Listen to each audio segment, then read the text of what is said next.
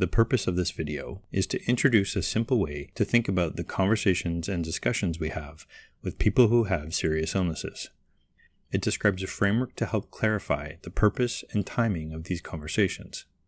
We'll start by introducing you to Joe, who's 81 years old, and his wife Sandy, who's also a substitute decision maker, or SDM. Joe had a heart attack when he was 67. He's been hospitalized twice in the past year for heart failure. He has moderate kidney dysfunction, and he was recently diagnosed with dementia. Over the years, Joe and Sandy have made many treatment decisions, and there are many more to come. For example, in the future, a small lung mass is found incidentally on chest X-ray. Should Joe undergo a biopsy? Fast forward 3 or 4 years, and if Sandy's finding it hard to care for Joe, should he move to long-term care? Around the same time, Joe is in the emergency with aspiration pneumonia, and decisions need to be made about life-sustaining therapies. Should Joe be admitted to critical care? Joe and Sandy's situation reflects a growing awareness that people with serious illness struggle with decision-making. We all want to do the right thing for our patients and ensure that treatment and care options align with patients' values and goals. We all want to minimize any distress related to decision-making. In response to this, several programs have been developed to train clinicians on engaging patients and their families in conversations about serious illnesses. An unfortunate result, though, is the lack of clear definitions and consistency in outcomes. Another challenge in serious illness communication is the many terms used.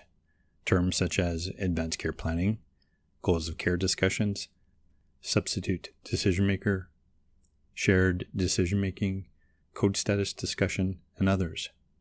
Keeping track of it all can be confusing, and it can feel like an alphabet soup.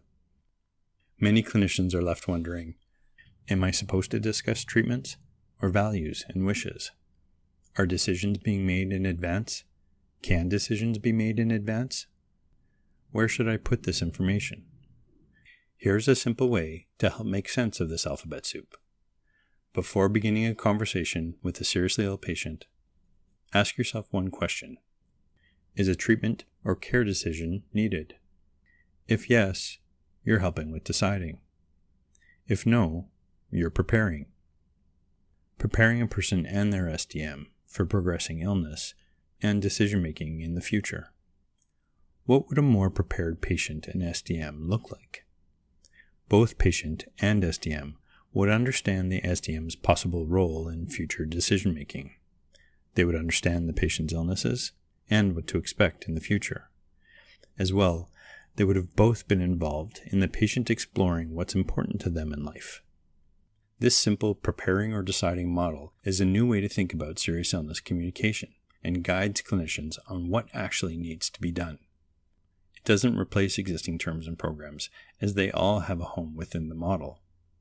It serves as a lens to focus the conversations on the specific tasks of preparing or deciding. Going back to Joe and Sandy, we know that all decisions will require support and good decision-making conversations. But we also know there's a good chance that neither Joe nor Sandy will be prepared for decision-making. In between decisions, there's a role for all clinicians with helping Joe and Sandy understand that for Joe, both his heart failure and dementia will progress over time, and that neither can be cured. We can help them understand the trajectory of heart failure and what to expect with dementia, so that Joe's functional losses and increasing care needs over time won't be a surprise to Sandy. If they weren't prepared with an understanding of these elements of Joe's illnesses, can you imagine how surprising and distressing it would be to make decisions about critical care? We know that when seriously ill people and their SDMs are prepared, they and the system have substantially better outcomes. Measuring the effectiveness of serious illness communication, however, has been a challenge. With the preparing or deciding model, a more universal and meaningful set of outcomes for preparing and deciding might be possible. Think about what you can do to help with preparing seriously ill people and their SDMs, like Joe and Sandy.